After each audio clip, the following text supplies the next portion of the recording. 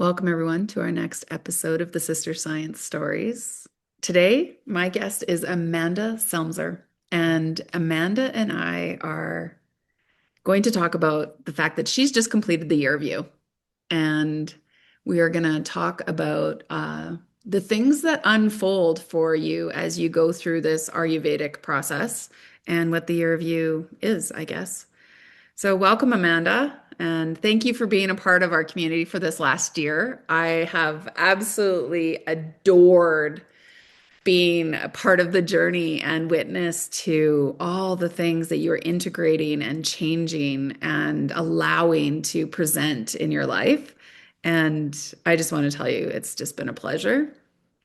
And today I want to make space for us to create some meaning around that, to give the qualitative ways that Ayurveda works through us um, words and explanation, maybe. I know that this is a difficult thing to do, but let's give it a try. So, Amanda, tell us what brought you to the year view. Awesome. Yeah, thanks, Jill. This feels like a really good way to kind of close off the work we've done this year.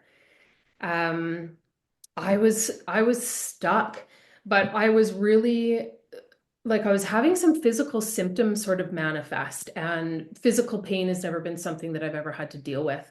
So it was just always there. It was this constant pain I was having. I don't know if you remember when we first spoke, but it was sort of in my rib cage, from like a female perspective, kind of close to the breast tissue. It was just like kind of giving me some alarm bells. Like, what could this be? I just turned 40 and I was so excited about like my 40s, like this new decade upon me. And it almost felt like I woke up ready to take on this decade, and I kind of was being stopped and my body was sort of screaming at me. I'm a big believer in like Gabor Mate, like our body tells us when something's wrong. And look into that from not just like a physical perspective, go to the physio, go to a chiro, but like what's being said here from like a deeper, more emotional level. And so I just had this nagging feeling like something's trying to shift here, but you're just not figuring it out. Like you think you know who you are, but I'm not so certain. I think there's a lot you're ignoring, and how do you actually feel right here in this moment? And I'd been on this like path of good days, bad days, lots of like circling back into old habits that I knew weren't serving me. And they weren't necessarily like habits, things I was doing outwardly, but more so just this like really deep negative self-talk. And I would just get in this spiral of, yeah, negative self-talk, judgment. I was starting to feel really heavy and bogged down emotionally. And it wasn't really until that physical stuff started happening that I kind of got a little bit spooked and wanted to do that deep dive just to kind of ensure that there wasn't anything that I was holding on to that was actually going to do some damage. Yeah. And you come from traditional Chinese medicine background. You are a functional medicine practitioner. So you have the science. You have the data around how to be in relationship with your physical symptoms. And I love, and I'm so curious about that idea of how do you then take that and be curious around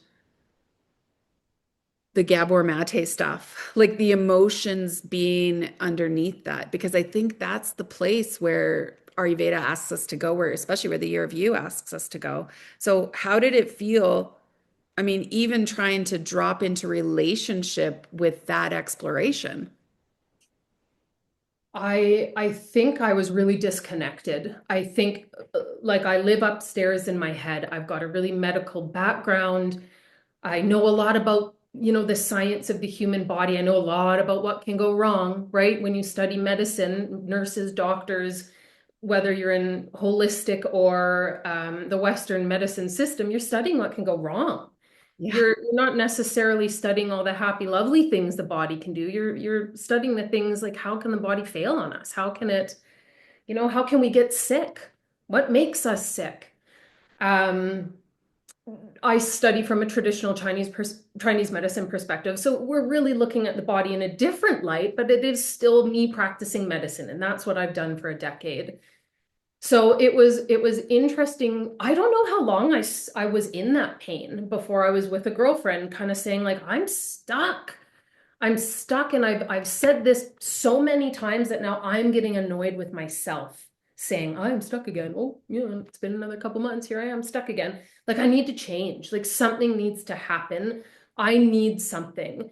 And it was outside of the realm of what I knew. So I know these people and these beautiful things, and there's practices available to me, but I don't think authentically I was ready to maybe access them, um like access them from a real truthful perspective instead of just writing it down and going, oh yeah, I'm taking the notes, I'm listening, I'm paying, I'm getting it. I could take that test and pass. Yeah. I really wasn't going, okay, like sit in it, sink into it, actually like learn from like a hard place. One of my reflections was like you at the very beginning of the course, you'd be on the calls, and we, of course, start all our calls with a little bit of a meditation or a drop in, and it will be like an experiential things like, what do you feel? And then I'll ask you when you come up, what do you feel? And you'd be like, I don't get this. I don't feel anything. What are you doing? Like, like you said, you processed everything mentally, and it was almost like the first, as you dropped into the course, the first thing you were doing was watching how you let feeling come back into um being interpreted and allowed, and allowing feeling, whether it be physical or emotional or like sit alongside the way your brain told you, the thinking.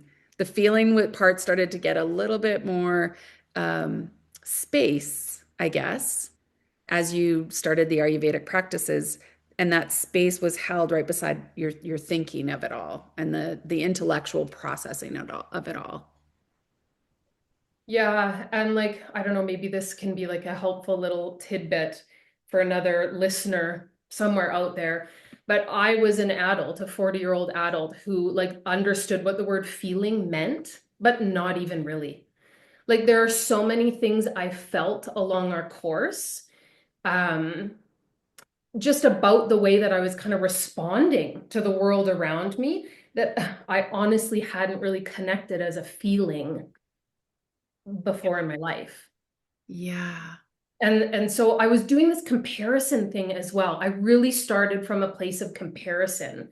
I, in medicine and holistic medicine, have joined this group of, Ayurvedic kind of yoga practicing, meditative, artistic, sort of brained human beings. And it was difficult for me to sit there kind of from like a more, like I'm a more analytical, kind of science-based person, but still really believe in the world of energetic medicine, holistic medicine. And so I've always felt out of place in that. Like, Mm. I'm not feeling the same things that this community I love and want to sit with is feeling and experiencing. I can't articulate it the same way. So there was always that felt heavy for me for a really long time, and I didn't know how to sink in. Yeah. I didn't know how to access it. Yeah.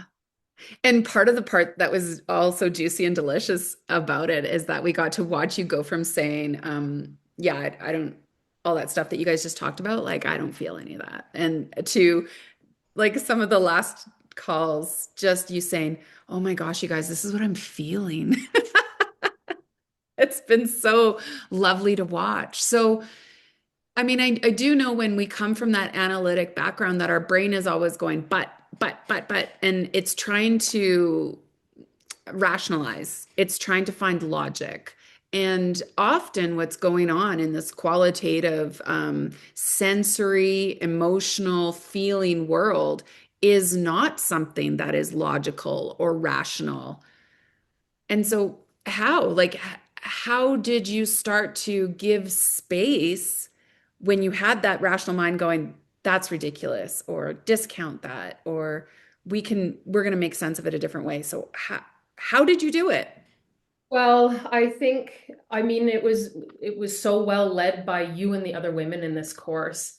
But I want to touch on that. Like my logical brain searches for answers, and feelings aren't answers. Yes. And so I for my whole life have been going, okay, well, if I feel like this, why? What's the reason? And so that actually really, I think, did disconnect me from the feeling itself. So your word, and I know a lot of the girls in the year of you, including myself, we all like, I think we really grabbed onto your experimental language that you use. Like, let's just experiment today. Like, we're not seeking an answer. This is experimenting. Like, what happens if you go to bed earlier? What happens if you take care of yourself a little bit better?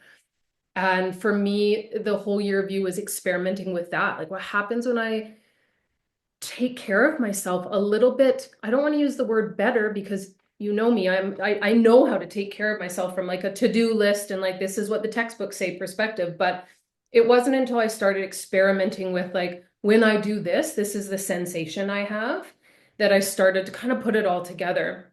Um, for the listeners who haven't done the year review, it's touching onto the 10 different Ayurvedic tools of self-care. And we kind of walk our way through them, which ones work for us, which ones don't, which ones gave us those little aha moments. And it was interesting because I'm in the course raising young kids, and some of the women they've done rearing children. So they're like kind of doing this practice alone, in a sense, right? I'm a stay-at-home mom, so I always had two young kids alongside me in this year of learning. And so I was in the beginning doing a lot of comparing, like, oh, I don't get to meditate like that because like someone's crying or screaming, or like I don't have the minutes alone. And so there was such an ability for me to go, okay, I get to do this imperfectly, and you would kind of call me out on it, like just because your meditation wasn't like a 7-minute quiet meditation doesn't mean you still didn't like access something great there. And it was like this major permission to do it imperfectly that I Mhm. think revealed a lot of really cool things for me as far as like connecting to self. There's always been this, I've given myself this label. I've given myself lots of labels, but one of them was like that perfectionist label. Like if I'm going to do it, I need to do it the right way. So if I'm going to meditate, I need to be in a quiet room and it needs to be for 10 minutes and it has to work. It has to work. The meditation has to work or else I didn't do it right. And it's like, that's not possible. That's probably not No. possible for most of us. But I'd never had someone give me permission to screw it up and still learn something. I think that's one of the biggest lessons that we're trying to reclaim is that this life isn't perfect. It's like we're never going to achieve that. And yet there's so much deliciousness in the experiment. And there's so many ways that small, subtle things, when you take them from, and I loved how you talked about that, the check mark of habits. Like when we look at Amanda on paper, you're like a powerhouse. You do everything in quotes right. And that is not the case for lots of women who come to the review. They really are struggling with feeding themselves, getting good exercise, prioritizing their sleep. And you had that kind of stuff anchored. And so for you, the shift was more around taking it out of the checklist of perfection and moving it over to how do I allow these things to feel good? And the experimenting, that science part was helpful. Yeah.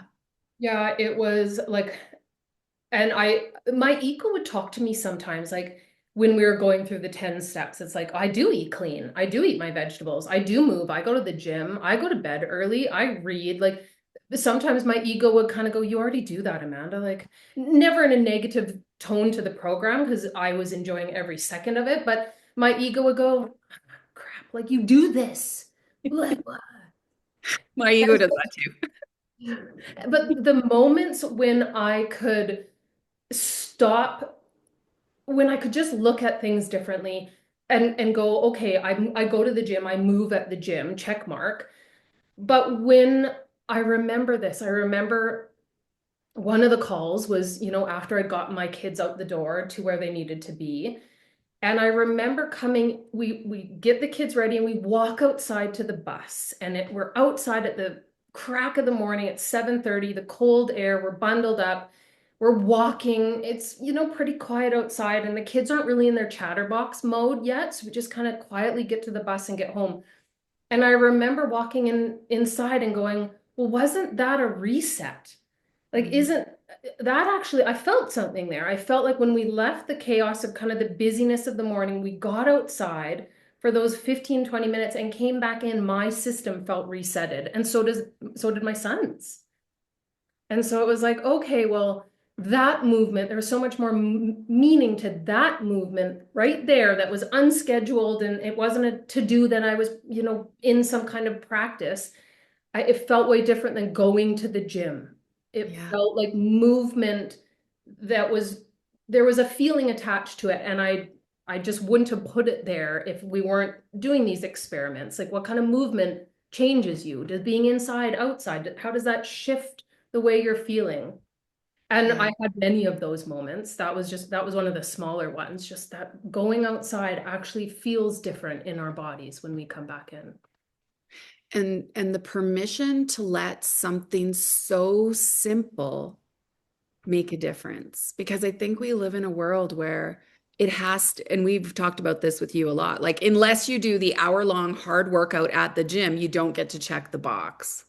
And that was one of the things that we were like trying to challenge you on in particular, because the walk to the bus stop had as much reset value for your nervous system as the big box of going to the gym for an hour.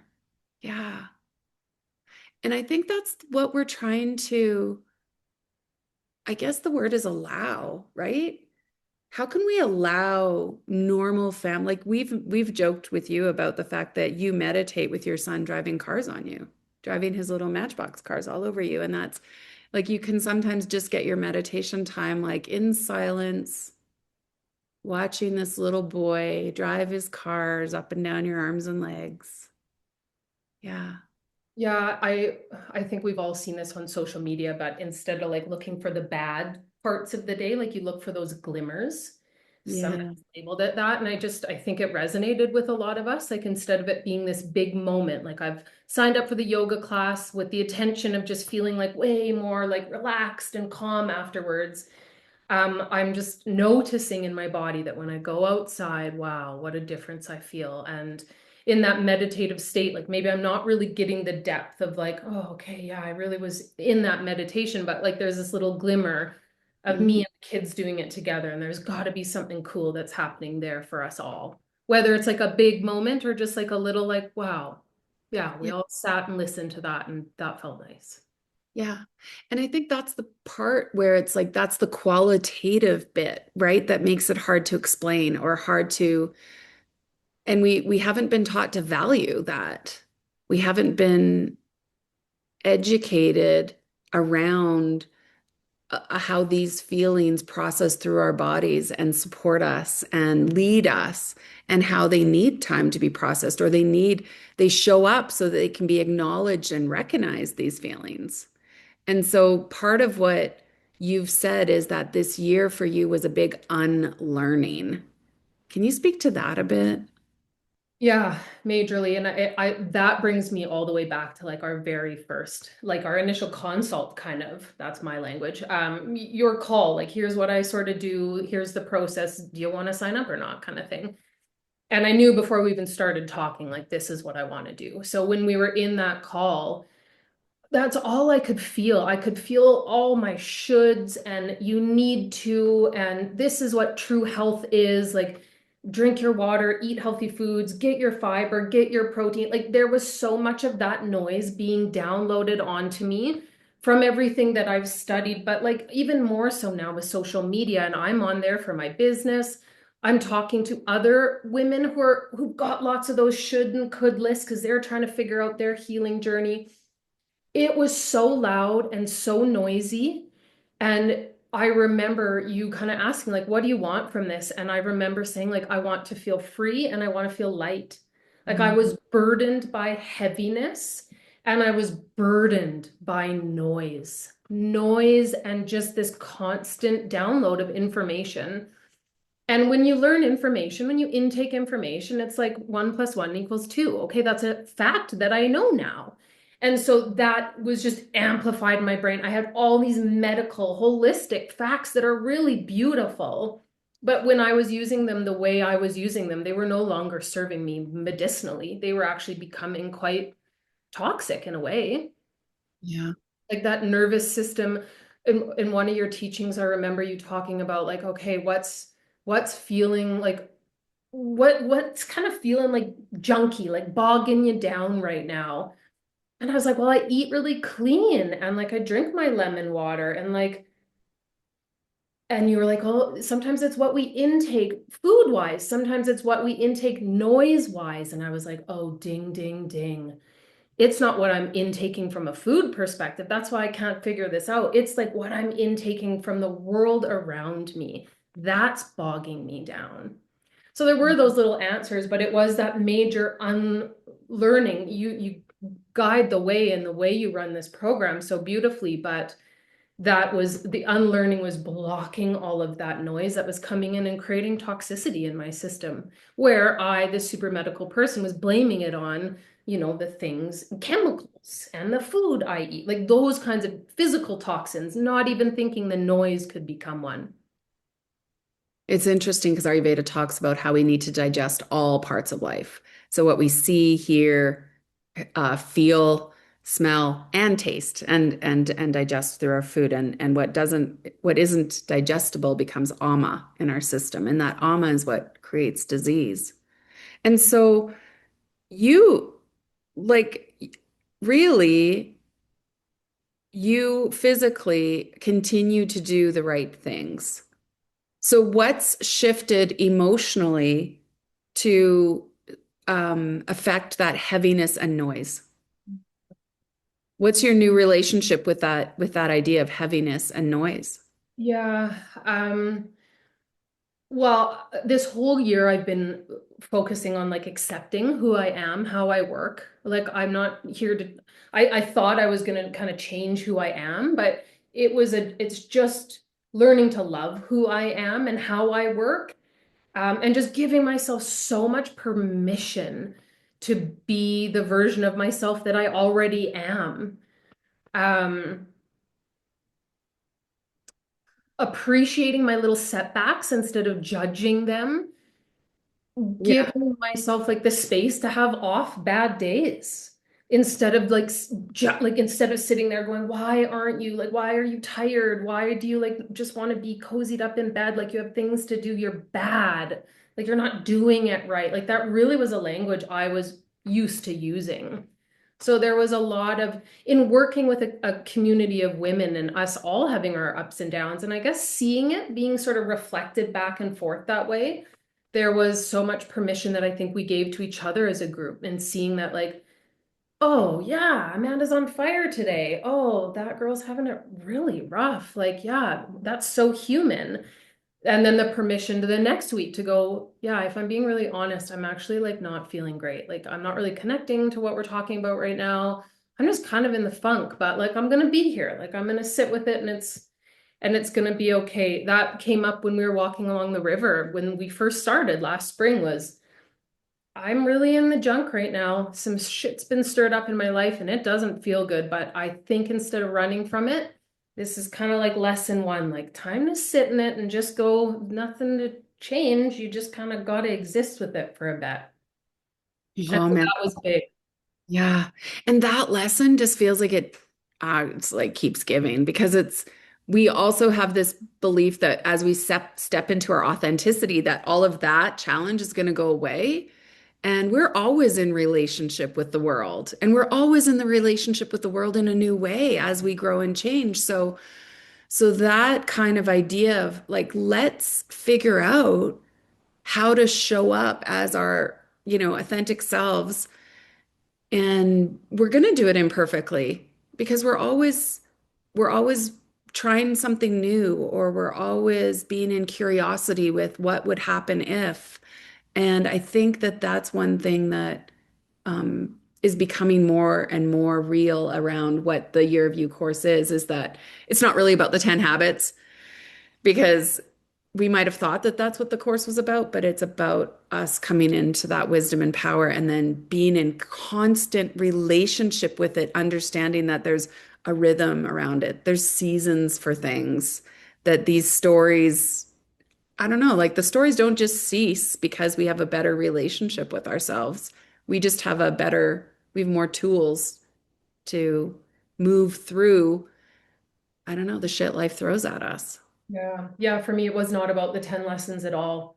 It really was about like the community and that it just like self-reflection. Like put a mirror up and look at it, Amanda, and like look at what's not working for you here. And instead of trying to fix it, which I think our generation in this like world of holistic medicine's really obsessed with. Like we're obsessed with fixing symptoms.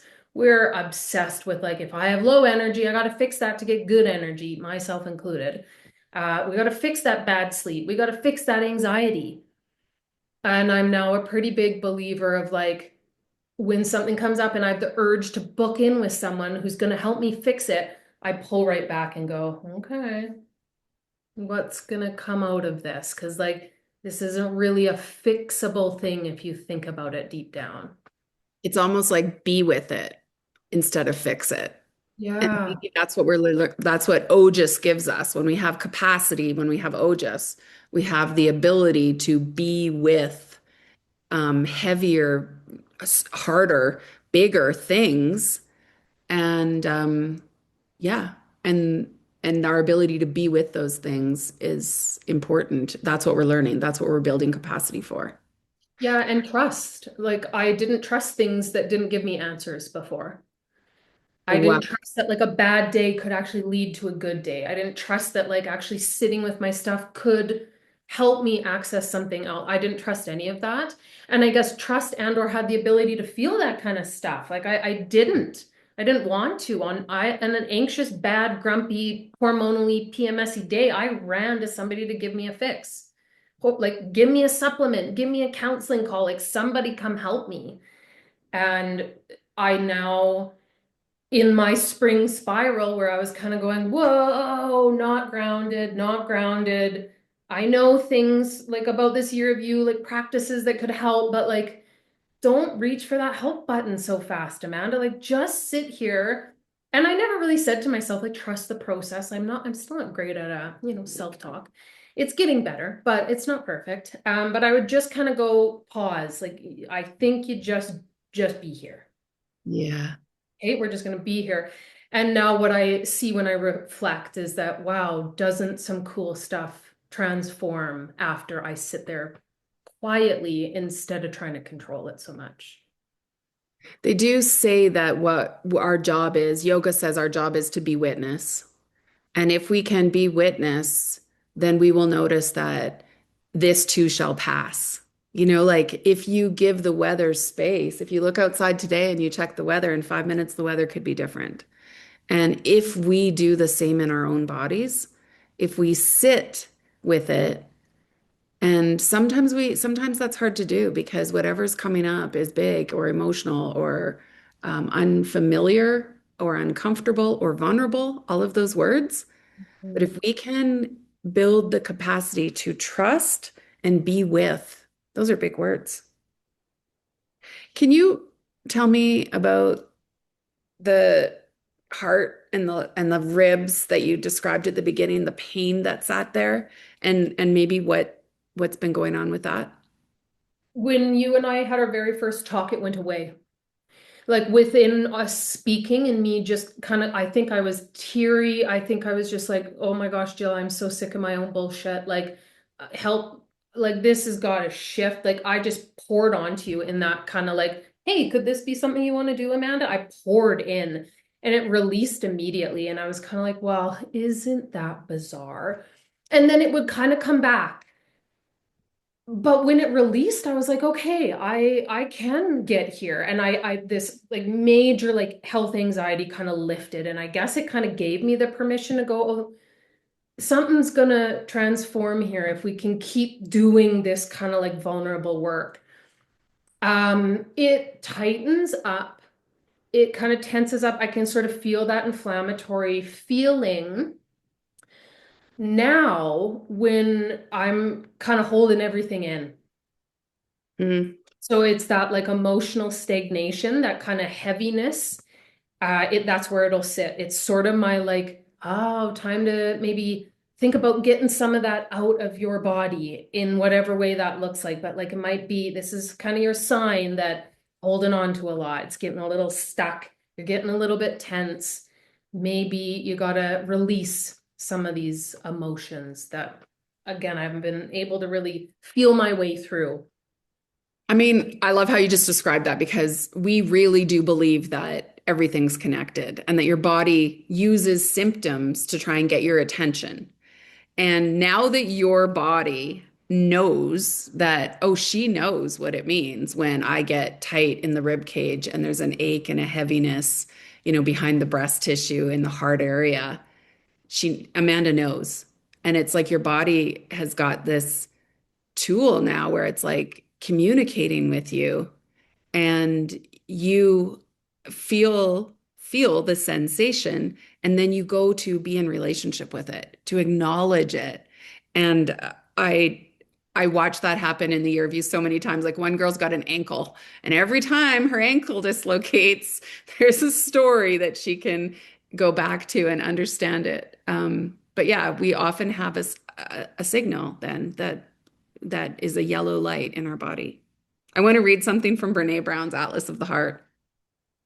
Current neuroscience research shows that pain and feelings of disconnection are often as real as physical pain. And just as healing physical pain requires describing it, talking about it, and sometimes getting help, we do need the same thing with our emotional pain. So, yeah, like it's Well, just, and the things in my medical head, with a background in energetic and spiritual practice, the ways in which I thought I had to connect to that were very different than the things that actually helped me connect to it. So yeah, again, that great unlearning. I really thought I had to like hands over it, get into this meditative place that I didn't know how to access. And then I had to journal all these things. And I really was not capable of doing that. And I probably still am not, if I'm being brutally honest. It's not, I don't enjoy that kind of work. Like I don't really. you've never said that that's the way you've processed, but I think you process with people.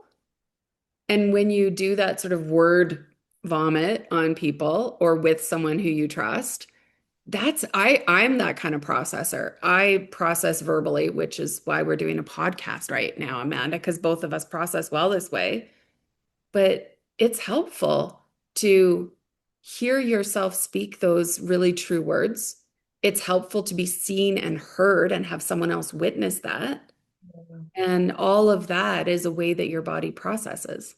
So it was me connecting with people once a week in order to kind of like process externally. And that was really big for me. And some of it was, there was a lot that was happening in that container.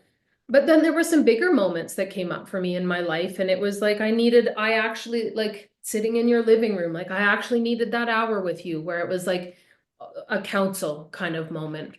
It was too big. It was too big for me to just kind of dump into like a group session. The heavier stuff, I think the more we worked together, the further into the year review I got, the more access I had to some of that like heavier, deeper stuff. Yeah. And I think that's the important thing is that when we start to notice the symptoms clogging things up, the AMA showing up, to understand what that's asking for.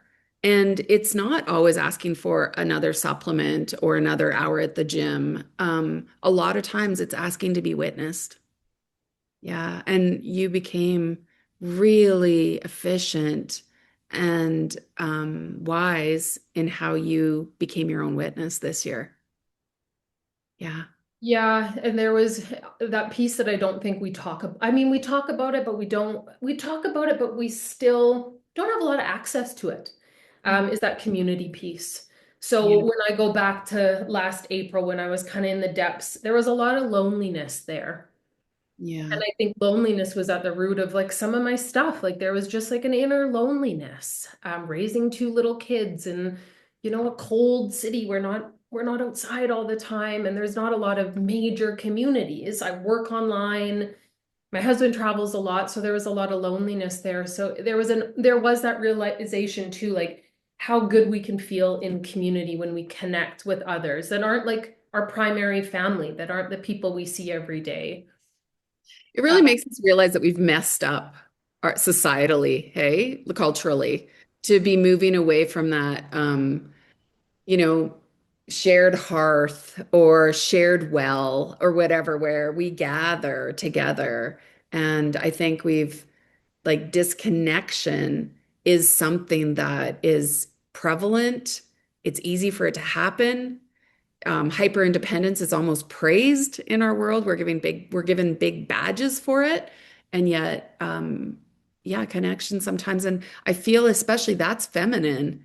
Feminine's all about collaboration, not ladder climbing. We're not in competition. We're not supposed to be in competition with each other. We're supposed to be in collaborative communities, and maybe that's something we're learning too. Well, Yeah. I know a lot of my unlearning and a lot of my listening in that brings me back to like a flashback moment where we're talking about like when you close your eyes and like you envision that like nourishing meal, like what is it? Like what's your body asking for right now? And I remember the other answers being like, oh, like yeah, rooted vegetables, like a comfortable stew. And I literally saw myself in a pub with a glass of wine and like just people all around me. And it wasn't actually a meal I needed. It was like the nourishment of like a cozy community of people. And it was so polar opposite of what everyone else was describing. But I was like, authentically, that's what I see nourishing me is this like cozy room full of people gathering. And we're all gathering for the same cause. Maybe it's New Year's Eve, maybe it's a birthday, maybe I don't know. It's just 5 o'clock after work and everyone's happy hour. Like, I don't know what it was, but I was so connected in that moment to what is nourishing me that's missing. It's not rooted vegetables, it's not a beet salad. Like I have too much access to that. Everything's clean that I eat. I want to just be in that pub with like people laughing and it's warm and cozy and they're sharing a meal or a drink, but it has nothing to do with that intake. It's the intake of like love and connection and laughter and friendship. So given that, like I think that might always be like the mic drop realization. How do you now create connection in your life? Yeah, and there's been a few moments where I've had that kind of internal feeling of like, whoa, this feels great. And it is when I'm like out in the world connecting with others. Um, I have to be realistic about what that looks like. Like, I'm not CEO of some company and I'm working with people Monday to Friday, 9 to 5. I'm a stay-at-home mom at home with two little kids. And then I run like a little online business where I talk to people over a computer. And I don't do that often. Like my hours are pretty limited. So realistically, I think it is going to the gym. Like I was at the gym for an hour the other day and I had walked for 20 minutes, but I'd spoken to three different people that I knew. And I got to the change room and I looked at my daughter because it was spring break. She was actually with me. And I was like, it's funny, we've been here for an hour and like we walked for 20 minutes and then we just talked to everybody. And this older woman was sitting in there and she's like, and sometimes that's what it's about. I was like, Yeah. amen, sister. Like I know, I felt it. I didn't judge myself. I didn't go, oh, you don't get to take it off. You didn't actually do the workout.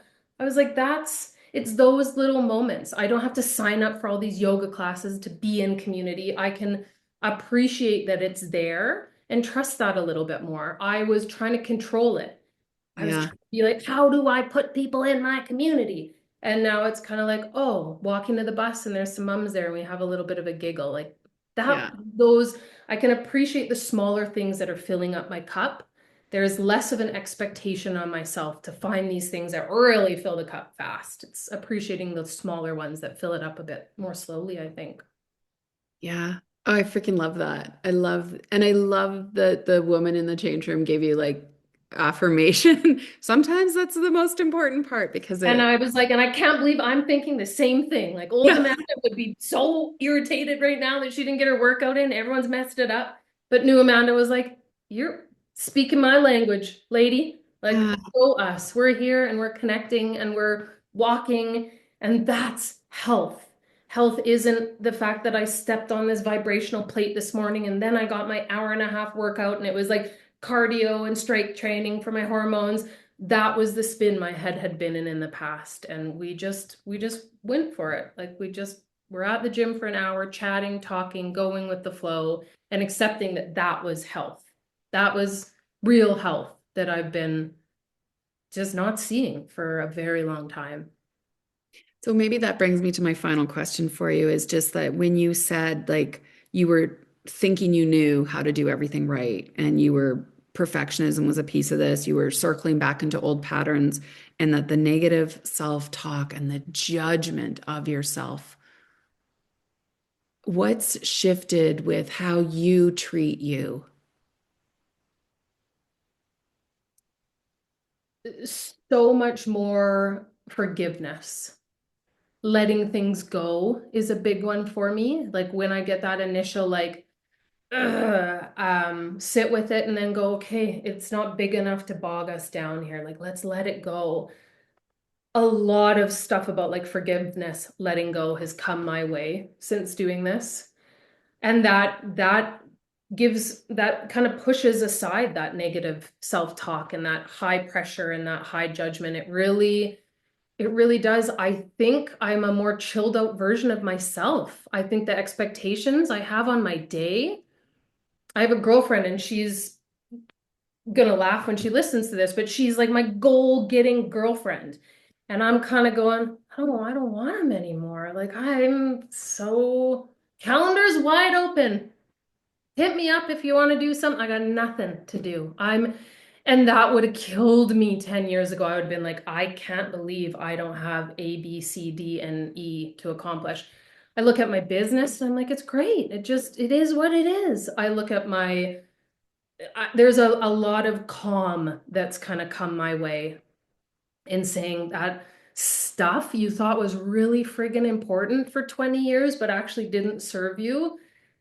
It wasn't really all that important at all. In the end, it actually kind of bogged you down and caused a bit of problem. So, kind of laughing about it. There's so much more peace to just kind of go, not a big deal. It's really not a big deal. You called yourself old, like you referred to yourself as old Amanda and new Amanda a couple times today. And um, I don't know, like what does new Amanda want to share with us? And it's so not that simple, right? Like there wasn't this moment where I was like, whoa, I'm transformed. Well, Yeah, that's what I was looking for.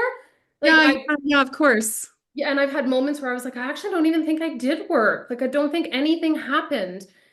But when I can tune in, which I have a greater capacity to do now, that heaviness is gone and there's lightness there. That obsessive head stuff feels a lot more free. Yeah. The bad days come with less judgment.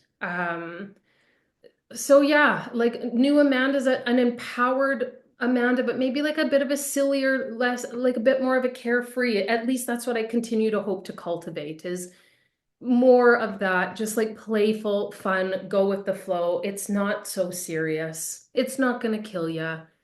Um, Aw, I love yeah. that.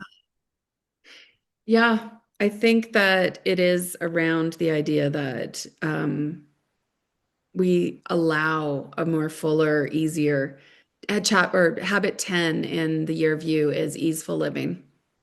And it's allowing easeful living back into our lives. And it's a habit, it's a practice, it's something that we make ritual and lifestyle decisions around curating is easefulness. And I think you've described that really nicely. Light, calm, unburdened, playful, fun. Yeah. Yeah.